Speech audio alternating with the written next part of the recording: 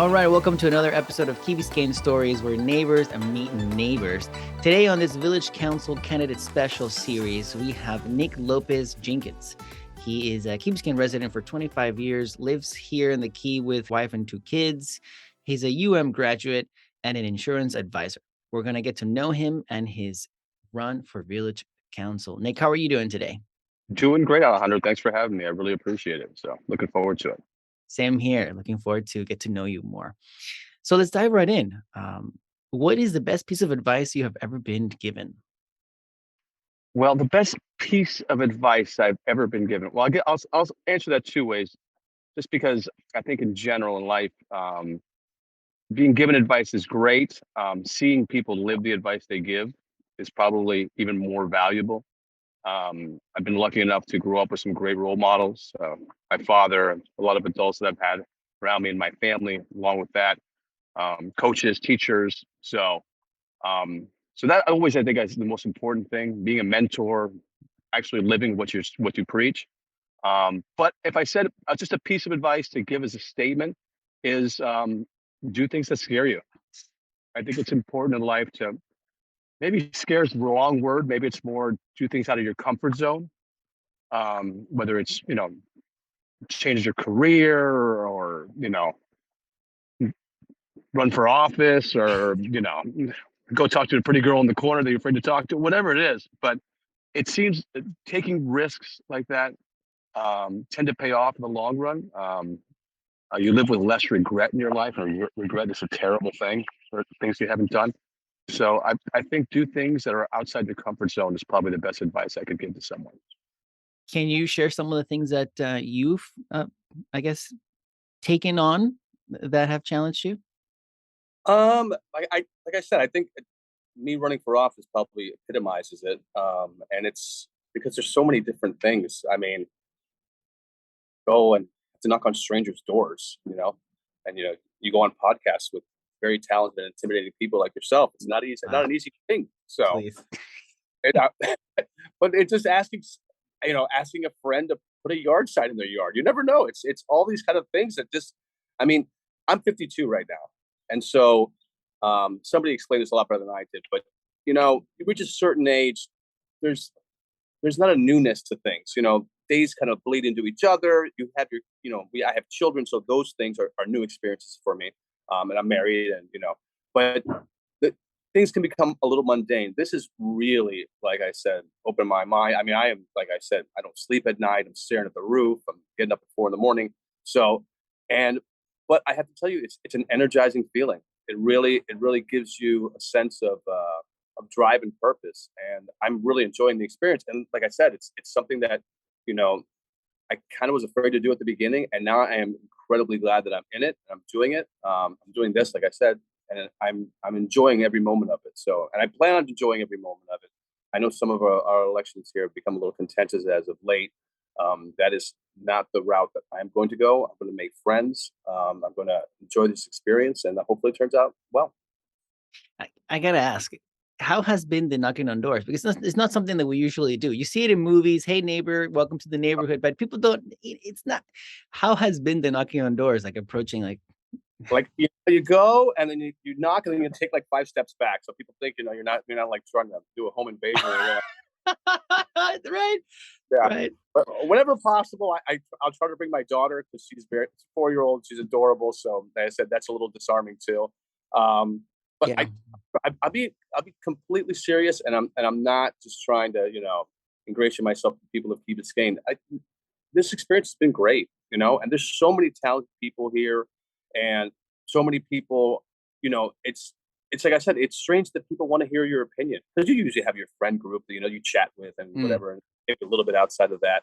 But the fact of being able to engage with people you've just met, and they're interested in what you say, and I'm interested in what they say, because I've honestly learned, like, if you were to ask me why I began running it, my reasons were pretty simple. I just thought, this is the way, village government is meant here. It's set up this way. It's a non-paid position. It's meant for, for talented, hardworking people to step up and, and fill a role for, 4 years, maybe 8 years.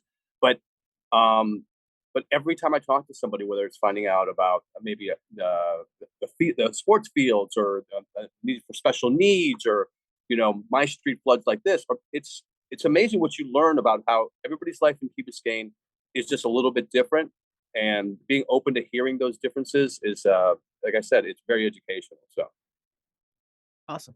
Awesome. That's awesome. So tell us a little bit about what are some of the most important things in your life today?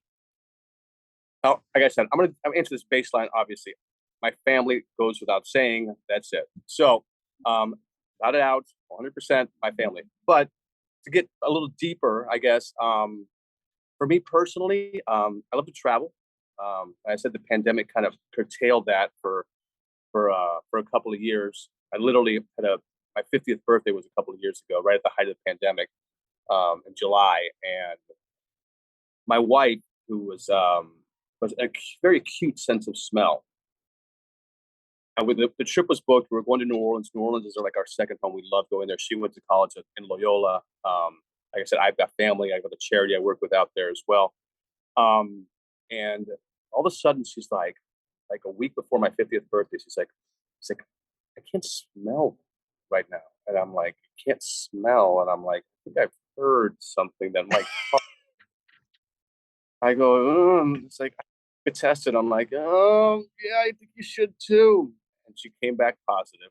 And of course, and I couldn't smell. And then my kids couldn't smell. I mean, I guess they couldn't smell. They were too young to verbalize that, because we all ended up getting it at the very beginning of the pandemic in July of 2020. So that kind of got the trouble. But like I said, since we are, back now, we actually just got back from a trip to Napa for her birthday, which was fantastic. I used to do, before I did insurance, I did wine and spirit sales. We had a great time out there. New Orleans is, as I mentioned before, is like our second home. Also love going to, like I said, Charleston is another favorite place to go. So things like nationally so far. Hopefully, we're looking to do a trip with my parents in January to Spain. So I love traveling. I love reading, although my wife doesn't consider it reading because they're audiobooks. So, but I've gotten into reading some of the classics, like To Kill a Mockingbird, stuff that I wasn't a reader in high school or in college for that matter. I kind of picked it up later in life. I've switched to audiobooks now just because I drive so much for work, or if I'm at the gym. I mean, mind you, if I'm not listening to Key Biscayne Stories, obviously I listen to books. Thank you. Little plug there, but yeah, that's. I mean, like I said, I've got a great friend group. I went to school at Belen, so back when it was graduated in '88, there was 99 of us. Two of them have passed away, sadly, but we've got a chat and we get together often as we can. We have a lot of overlap with business and personal stuff. So I guess those, besides obviously, once again, my family, those are probably the things that, the passions that I have right now.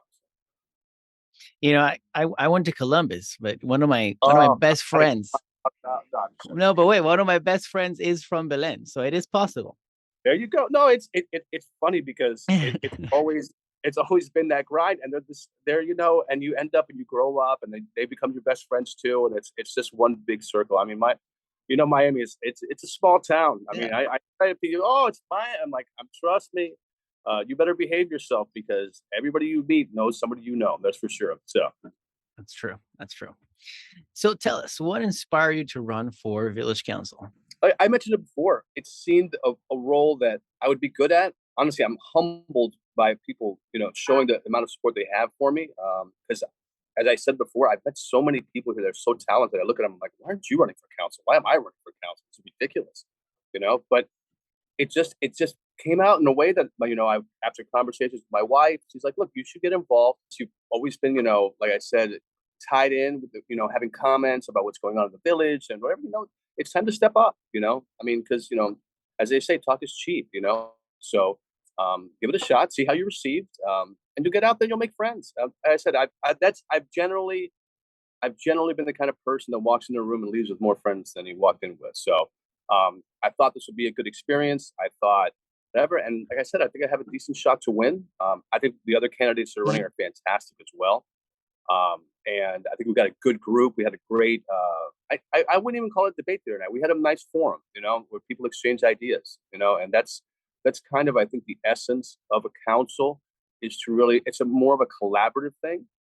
And honestly, if I get on, I'm looking to create consensus. I don't want 4-3 votes that are, with hurt feelings. I'd rather, 6-1, 7-0. I mean, those those are the kind of things, because I think the values that we share here, to get back to why I got in, I want to keep that. We have a very unique place. I've traveled all over the country for work, personally, whatever. There's some great cities out there. There's nothing like this. Okay. There's just like, I mean, I love this. It's a Bob Dylan quote. It's like, I'm paraphrasing his quote. It's like, look, there's a lot of places I love. I love Key Biscayne more.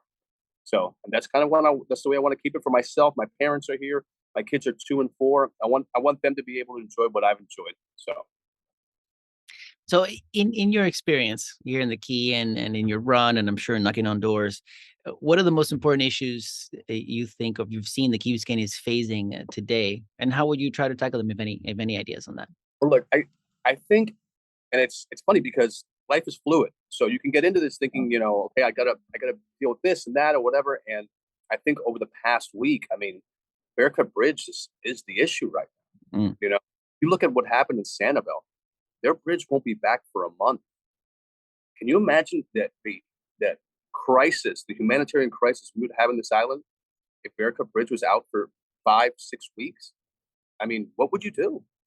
I mean, I don't even know what we would do. Just for the needs of like a boat lift. I mean, I don't. I mean, everybody would have to leave the island, I imagine.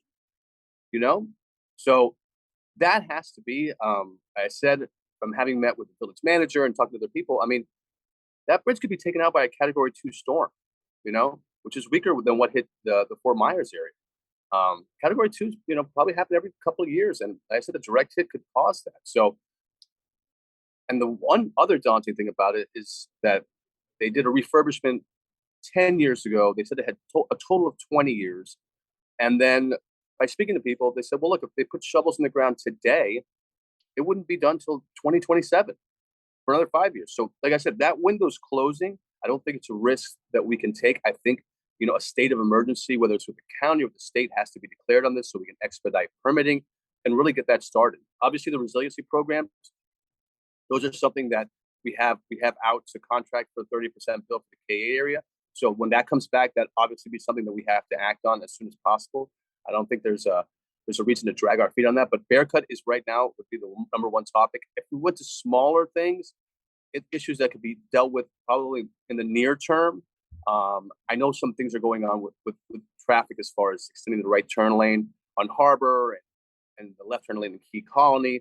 Might be other ideas. Like I said, I had heard it from a bunch of people who are smarter than me about possibly putting like a circle or a peanut shaped intersection at the corner of Harbor. And like I said, I don't know how easy that is to solve. And then the other things are just things that, like I said, engagement with the city of Miami. I mentioned this the other night. I've got a great relationship with Francis Suarez. I've known him for 20 years as a friend.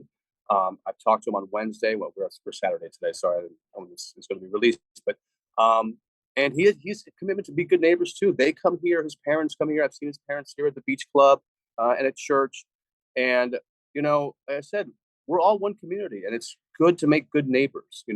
Neighbors, invite each other for barbecues, and I mean, suing the city of Miami for the boat show was silly. It made no sense. I went to the boat show. I had a good time at the boat show. Boat show is not the problem.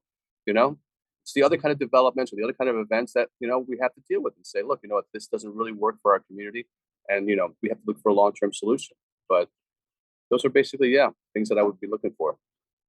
If you were to take office, for example, what are some of the things you would do right off the bat? Right off the bat, like I said, I would engage with the city of Miami to get some sports fields on the Virginia Key.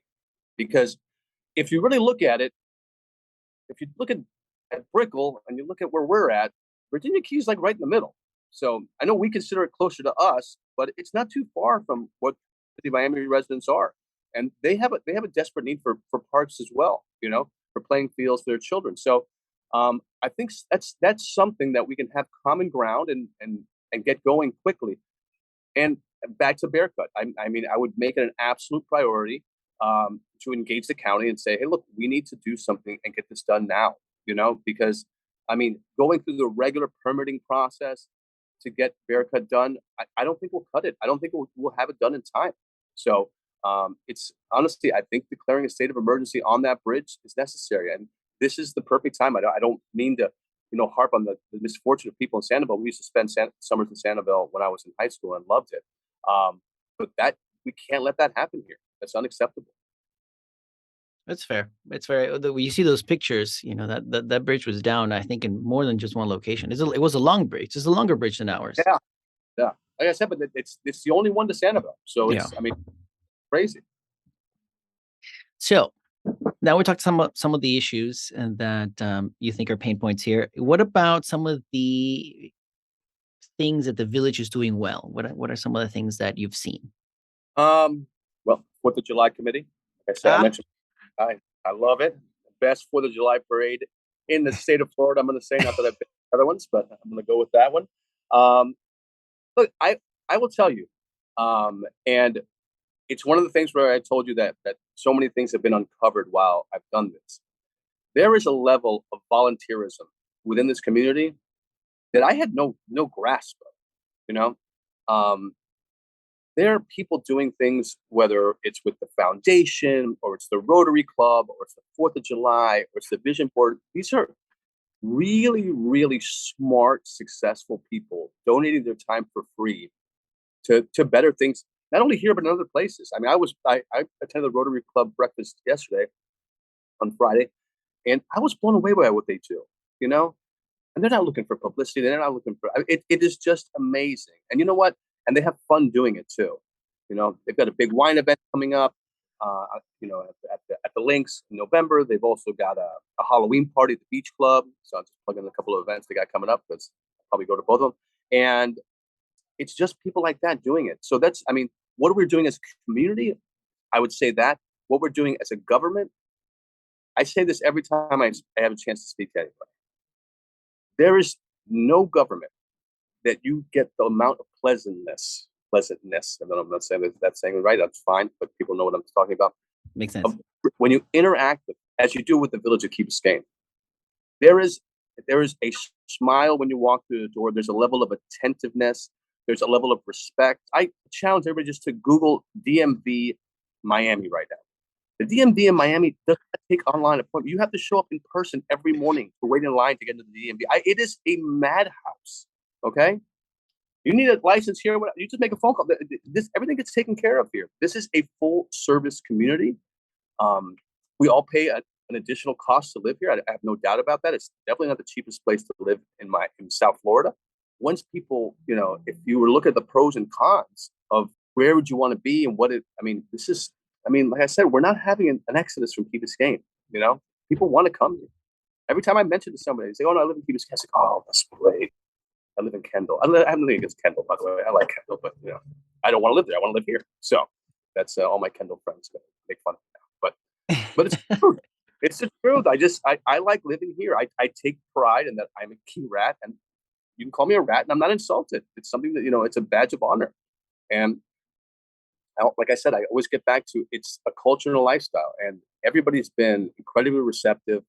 I can't imagine campaigning somewhere else, not here. Because I can imagine getting, I don't like getting doors slammed in my face and stuff. So everybody here has been pretty good. Maybe some people hide when I show up, but that's possible. But you see the blinds closed. I'll open real quick and I like. So in this journey, in government, and in a lot of places, have to deal with a lot of people's opinions and thoughts and ideas. How would you work with those that oppose your ideas? I sat we had our debate on Thursday, or a forum better, and there's 5 very talented guys up there. Like I said, it's sad that there was no women. I'm sure we'll have women run next time, including Mary Stevens. I'm giving a plug right there for election years from now, a good friend of ours. But that being said, I said there wasn't an incredible amount of distance between everyone's opinions. I mean, everybody has a different skill set, a different way to communicate it. But everybody's here, and I think everybody's doing it because they love this community. So as far as the fractious issues, I mean, we have the amendments coming up. I stated this the other day. There's only one amendment I oppose. It's the amendment for a primary for council. I just think, it's really hard to do this when you have a job, and adding a couple of extra months to it would, like I said, it puts a strain that it might drive some good people from doing it. The other amendments, I said, you have Amendment 4, which is the supermajority to change, zoning ordinance and stuff. And I get both sides of that issue. And I try to, like I said, and I heard I'm going to vote yes on that because I think in the end it'll create a more efficient village government. I think there are enough guardrails built into it that it cannot be abused if the public, is made aware of what's going on. But like I said, I've talked to some very smart, thoughtful people that oppose it because they're worried about a worst case scenario. And if you describe a worst case scenario, I sit there and say, well, you know what, you're right. But this is probably why you have to be more engaged on who you vote to council.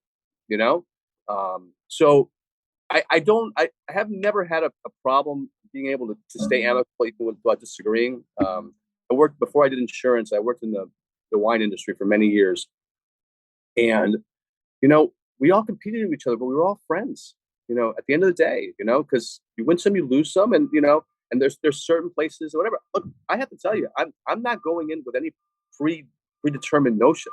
I mean, if somebody can educate me and convince me to think a different way through facts and persuasion, I'm willing to do that. So I'm not going in with a tremendous agenda. I need to get there, do the hard work. And I know that's the one thing that, like I said, I am prepared to do the work. I will not show up unprepared. I will have all the information. I'll have questions to ask, but I will listen and I will learn. And the way our government is set up, we do have some great people in place to do some of the hard work for us. And then, like I said, it's I think Ed London said we're kind of like a board of directors. We need to be conscious and make sure and have oversight of what's going on, and stay educated and stay on top of issues. So that's like I said, I think I will be able to explain whatever decisions I do make once elected, and I'll explain it in a thoughtful, substantive way. And people might disagree with me, but they'll realize, okay, well, there's a reason why you think this way. Yeah, I tell people all the time that voting is the most powerful tool that they have, and they should always go out there and never think that their vote doesn't count or it's just one more. And it does count, and they should go out there and educate themselves. Especially now, we have a lot of what is it, charter changes, Yeah, 7. referendums. I think they're called. There's 7, right? So Yeah. it's a lot. So, and then the Islander News just published a guide so that you can be ready. So I encourage everybody listening to go out there, get a copy, and read them up so that you're ready. So when the voting time comes. The one good thing about this government is that if you're unhappy with what the council does, every 2 years, 4 seats turn over. Okay, with a possibility of 4 seats turn over. So you can literally go from a minority to a majority every 2 years. And you know what? The budget is there. It's there to be looked at, and if there's things that you question, please bring them up to me. I'd love to see them, but it's not like we're dealing with, the federal government or even the state government where your tax money goes out and you don't know where it goes. Here, like I said, you look at the budget, it says $75,000 I'm making up an example, to paint the community center. You say, okay, 75,000. Then you can walk outside and say, hey, look, they're painting the community center. There you go. There's a level of closeness. That's why I think this is really, people get caught up in national politics, but local government is where the most changes are made. I was asked by a group of mothers, say, look, you know what, we're going to get up and talk. We need other people to talk. Would you like to speak on the issue as well? I've said, I've had, interactions with people with special needs. And I was like, of course. I mean, they wanted to get a special needs coordinator, a full-time person placed. And as I told you, you learn in this process. I would have assumed that we had that already. We don't. Coral Gables has it. Doral has it. We don't. And like I said, so when I hear stuff like that, I'm like, okay. So I get up in the first budget meeting. They spoke much more eloquently, much more substantive than me. But I got up there and said, look, I think this is a need that we have. As a community, we should not fall behind other communities here in South Florida. We should be the standard bearer for things like this. And then 2 weeks later, the second budget meeting, there was money in the budget, not for the full-time person, but there was money in the budget for special needs.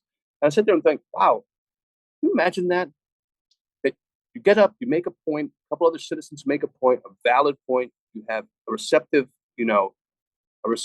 council, and you made a change in 2 weeks. What would it take to engage like that in Washington or in Tallahassee? Oh, man. That's impossible. different. Yeah.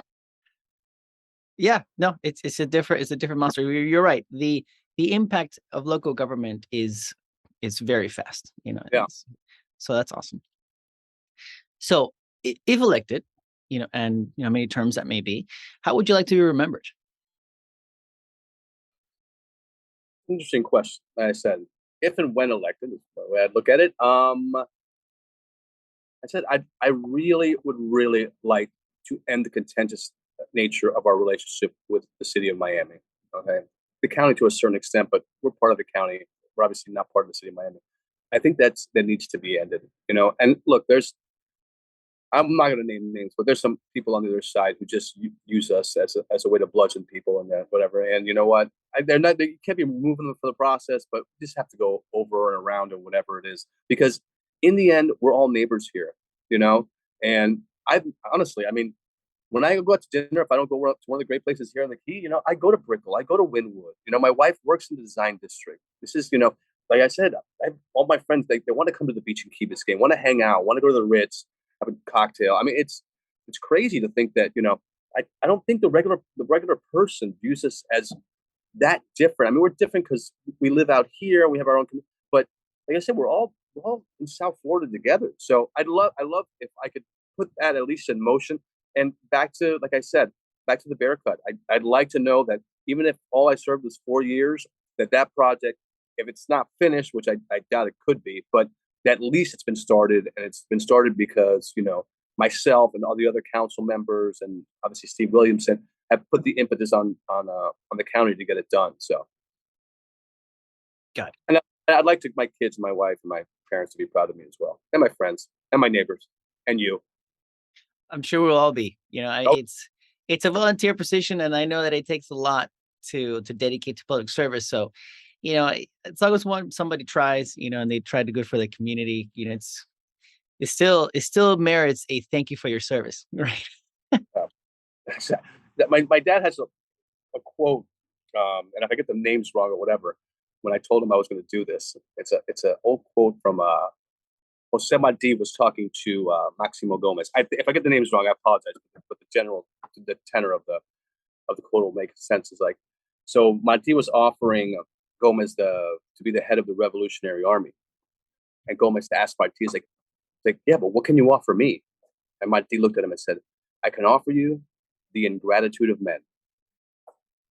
Like saying, hey, look, you know what? This is a thankless job sometimes. Uh-huh. You're gonna take it, but you know what? You will have the recognition of a job well done at the end. And that's kind of it. So, like I said, I come into this with open eyes, knowing that some people will be, but I think if I do my homework, if I said and engage with the other members of the council, whatever, I think I'll be remembered in a good way. I hope, because there's been some great people that have served here, some incredibly talented people.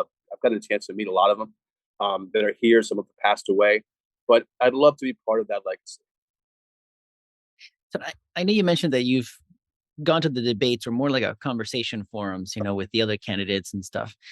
So, and I know you tapped on some of your differences. Could you give us a little bit of what you believe makes you stand out amongst the other candidates?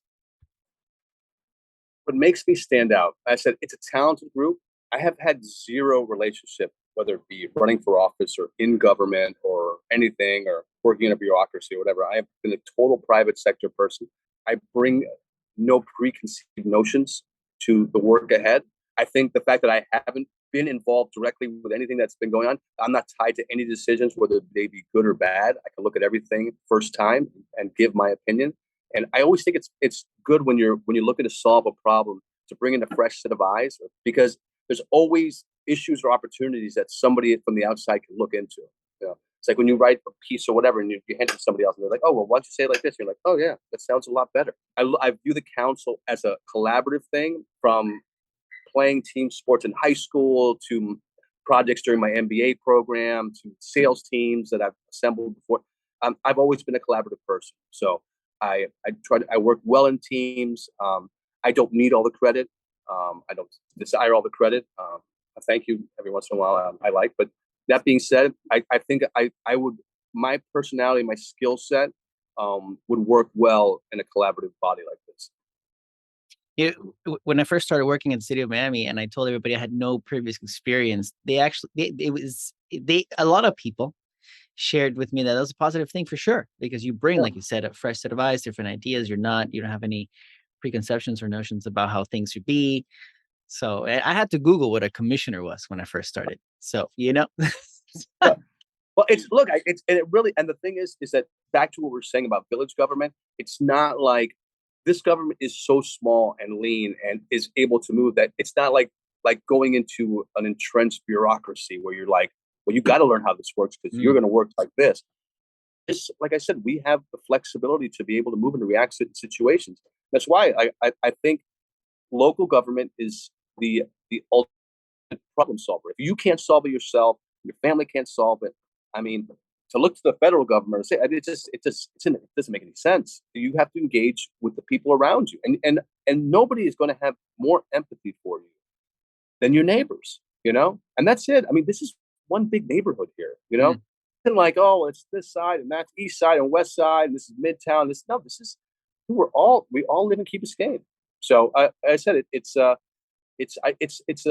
way to affect people's lives that, like I said, it's substantive, and like I said, I'd love to be part of that process. The village council position, it's a non-paid, just like the mayors. That we've been doing it like this for many since the beginning, right? So, how much time do you plan to dedicate to this position? It was clear to me before, because I had some conversations, that it's not about just having one meeting a month. That's not that's like saying, well, you know what, that the NFL, they only work 16 days of the year because they only play 16 games. Well, that's not the way it works. Okay. You pretty much work the entire year towards this. I'm very good at segmenting my time. I'm an early riser, and I don't, like I said, it's not I know I'm going to have to dedicate specific periods of time. Obviously, I have family. I have family. I have kids. I've got a job. But as I said, I have the ability to focus. Once again, I got my MBA while I was working full time. I always worked jobs while I was in college. As I mentioned before, it's funny because I haven't run a marathon in a while, but I was a marathon runner. I have run marathons. Maybe I wasn't a marathon runner. I've run marathons, to put it that way. Not that fast, but I'm able to sit there, and say, okay, this is the work that needs to get done. Focus, get it done, accomplish the thing. If you're going to start a task, do it well, or don't do it at all. So that is the way I'm looking at this at the council position. So awesome. So there's a lot of stress, with life and all these challenges, especially in public service, with people's opinions and all these things. So tell us, what are some of the things that you do to relax after a stressful day? Bourbon, nice. Yeah, well, that's neat on ice. Neat or on ice? You know what? It all. You know what? My bourbon selling friends, because I think I mentioned I sold wine and spirits for a long time. They'd be insulted, but I do like it on ice. It's too hot here. You need to put it on ice. Although I gotta tell you, a nice glass of wine is right up there. So, but all kidding aside, even though that's not really all that much kidding, I do like to exercise. I said I'll say something I probably shouldn't say. I was a cigarette smoker for 25 years. Okay. And I quit when I was 40, which was 12 years ago. And when I quit, I said, you know what? This is going to be a complete lifestyle change. I played sports in high school, whatever. Look, I started smoking back when it was supposedly cool. And I'm glad it's not cool anymore. Yeah. So, but so exercise became a big part of my life, because it is amazing. And I encourage anybody who's a smoker out there to please quit. Like I said, I'm not going to harangue anybody. I'm telling you, I went from a pack and a half smoker to finishing a full marathon less than 2 years later. I've done triathlons. I did triathlons in Italy and Budapest. Once again, not record breaking. Okay, nothing, whatever, but definitely completed. Get your sense of smell back. Your clothes don't smell. It's expensive. There's so much downside to it. Like I said, I didn't mean this to be a PSA, but it was really a delineation point in my life. If I still been a smoker, my wife told me, she didn't meet me as a smoker. I'd already quit for like 7 years. She said, I wouldn't have married you. I'm like, I wouldn't have blamed you. So that's that. So, but yeah, like I said, I love, we're talking about things that relax us, right? Yes. Yeah, exercise, like I said, a nice glass of wine, going out to dinner with my wife. Like I said, those trips that we take, some we take with kids, some we don't. You can imagine which ones are less stressful. Um, and like I said, just getting outside. Look, I'm sitting on my balcony right now, getting a nice tan, talking to you. So this is these are the kind of things we have a driving over the Rickenbacker on the way home from having worked in Miami or doing whatever. That is probably one of the most de-stressing things there is. You know, it really is. We drive into paradise every day, so it's a great thing. And so I mean, and when we drive golf carts, come on, it's golf cart. That's fun, you know. So I think it's stress on a golf cart. I don't think anybody gets stressed on a golf cart. That's what I'm saying. It's like it's Disney World for adults here. It's crazy. So when you have a last minute guest, what is a go-to meal? The go-to meal. All right. So where am I getting takeout from? Because I'm not going to cook because I don't like to do dishes. My wife makes me do the dishes. So that being said, my go-tos are Aisha. I love Aisha. We had that last night. Fantastic Indian food. Milanesa is always a favorite too. I got to tell you, pizza. Sir Pizza I like. I like Domino's too. Not gonna lie. So Sir Pizza's got the pepperoni, which is whatever. But Domino's, I'm friends with Caesar over at Domino's, so I've given it a plug also. But this we really do have a great thing. If it's a lunch thing, definitely Golden Hog. Grab some sandwiches. The new grill is great too. But yeah, I mean, I think we've gotten to the point that we have a great little culinary scene here, and I love it. It keeps expanding. There's a new place, Amadino, I think is what it's called. We've eaten at a couple of times. It's there in the Key Colony Plaza, which is where the old Keyhole used to be, which is fantastic. I recommend anybody to go there. It's great ceviche. So yeah, those would be my go-tos. So we do a lot of takeout. And I will say one other thing as a plug. Like I said, I sold wine and spirits, so I always had a good relationship with restaurants. If you're going to pick up, not delivery, use Uber Eats, Postmates, whatever. But if you're going to pick up, call the restaurant directly. Because if you do it through an app, they have to pay like 30% to the app for whatever. And you know what? Call the restaurant directly. All the owners will appreciate it, and you let them know when you get there. It's like, hey, I called you directly because I want you to put all that money in your pocket because I want you to keep your businesses open here in Key Biscayne. That is the one thing. Pandemic, whatever, the tennis store just closed by Golden Hog, which is really sad to see. I want to do everything we can, to shop locally. I think it's a very important thing here. And like I said, I mean, these are people's, livelihoods, so we have to support them here. I like that. I'm going to tell people to call restaurants, especially if you're here in the Key, you want to pick up, order by phone. Mike from Aisha told me, he's like, hey, I'm glad you called me because I'm like, I never knew that. Once again, if it's for delivery, it's a different story. But if it's for pickup, call direct. Awesome. So, what do you love most about the Key? I kind of went this the other night. So I'm gonna rehash, I guess, some of the things I talked about. I like the fact that I can drive my daughter to school in a golf cart. I like the fact that my dad has his group of friends at Golden Hog, and he goes there every morning and has coffee and sits there and chit chats. I like the fact that we have the best place to ride bike in all of South Florida, maybe all of Florida. I mean, it draws so many people. I like the fact that I have a dog and I can walk him at 2 a.m. and I don't have to give a second thought about I'm out here by myself at 2 a.m. You feel so incredibly safe here. I love the 4th of July parade, the fireworks. It's better than any place that you can go. I mean, like I said, my cousin literally calls me like 6 months in advance. I got your parking space. I'm coming in for the 4th of July. I'm like, all right. And we actually rode in it this year. So I was part of the committee, and towards the end, I rode with my family, which I had never done, and we had a blast. We did a theme that was Mardi Gras in July. So we handed out beads and cups and whatever, and it was pretty cool. So what else? I love grilling with my friends. My parents live across the street, the Sands. I love the beach. I mean, like the level of outdoor, the community center, to work out at. I mean, imagine my wife and I. So our kids are still too young, so they don't have to pay. I think we paid $380 to be a member of the community center for a year to be able to work out or whatever. A gym runs these days on the other side of the bridge. Like it's like $200 a month per person. Mm-hmm. So there's a lot of just built-in benefits that we have here that some of them we take advantage of, some of them we don't. But like I said, it's the community that benefits. And I love living here. I love the people. I love going to the Ritz and having a pina colada with Gino out there. But if you haven't done that, you got to do that. That's an experience. So, but yeah, that's all the stuff, and I can name probably a thousand things more. But it's just, it really is this place. It has a culture onto itself. I think people that come here realize that, and assimilate to it. As I mentioned before, we had 2 kids, 2-bedroom apartment. Thankfully I bought it a long time ago at prices were a lot lower. But the easiest thing would be to sell it and move to a big house somewhere. I'm not going to bash Kendall again. I'm going to say somewhere else. But I'm not going to do it. But it's I don't want to live somewhere else. I want to live here. So you know what? I have to work extra hard. My wife has to work extra hard.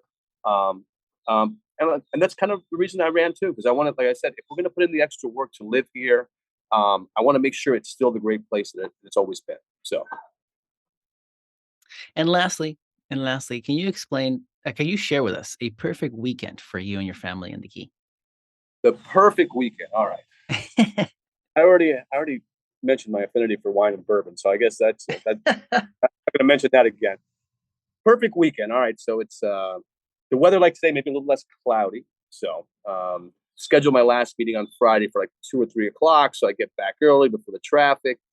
Grab the kids, my wife, jump in the golf cart, head to the Cleat. Watch the sunset from there, have some appetizers, then head back in. This Friday night still. We go to Milanesa for dinner. Love that place. My daughter calls it the Lollipop Restaurant because of the lollipop tree. So I usually have like 10 or 15 for them. It's amazing what a lollipop does for a child. There is nothing as an adult that is as pleasurable as a lollipop is for a child. It's just nuts. So that's Friday. Come back home Saturday morning. In a perfect weekend, my son sleeps past 6 o'clock in the morning. We don't have too many perfect weekends in the house these days. Make coffee. I always make the coffee. That's my job. I'm not a perfect husband, but I make the coffee. Okay, every day make the coffee. Have some coffee with my wife. Hang out. Invite my dad or mom over to stay with the kids, and we go play tennis. Usually, so we've gotten into that. My wife's gotten really good, better than me, some would say. Then after that, go pick up probably a couple sandwiches at Golden Hog or a pizza from Domino's. Come back, have lunch with the kids, relax, and then probably head to the beach.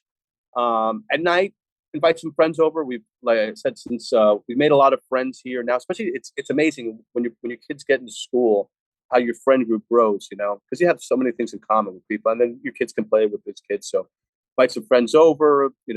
Order some takeout directly from the restaurant. Yeah, maybe like I said, Aisha's one of our go-tos. And then Sunday, once again, son sleeps in a little early. We usually go to church at 10 o'clock. My daughter's in the choir now, which is kind of cool. So it's fun. After that, grab brunch with the parents, and time it out just perfect so that the kids take a nap when the Dolphin game comes on. Dolphins obviously have to win, for a perfect weekend. They've been here. And then after that, we'll, after the game, whatever, 4 o'clock, whatever, that time, take the kids down to the beach or to, like I said, my parents live at the Sands, great grill there.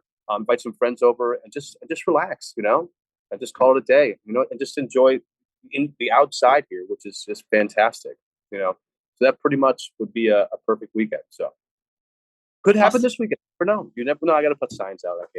I got to put signs. Yeah. You got to put up those signs. Oh, got to put up signs. No. I love it. Yeah, it's fun. So. Awesome, Nick. It's been great to have you on the show and get to know you a little bit. Hopefully, other residents also get to listen in and get to know you. And good luck in this race. And thank you for taking the leap. Thank you for taking the leap to serve the community. I know it takes a lot. So thank you. Well, Hunter, like I said, I thank you for having me. And honestly, it has been a pleasure. I knew it would be. Like I said, I listened to your podcast for a long time. So thanks for having me. Like I said, if people see me out in public or whatever, I come knock on your doors, don't be afraid. It's just me. I just want to put a yard sign in your house. So, but beyond that, like I said, this is a great experience. I think we got a great slate of candidates. So I don't think the community can go wrong. But yeah, I hope you vote for me, and then we can go from there. So and you can hold me accountable for all the stuff I've said on here. So. All right. It's a wrap, man. Oh yeah, thank you, Alejandro. I really appreciate it.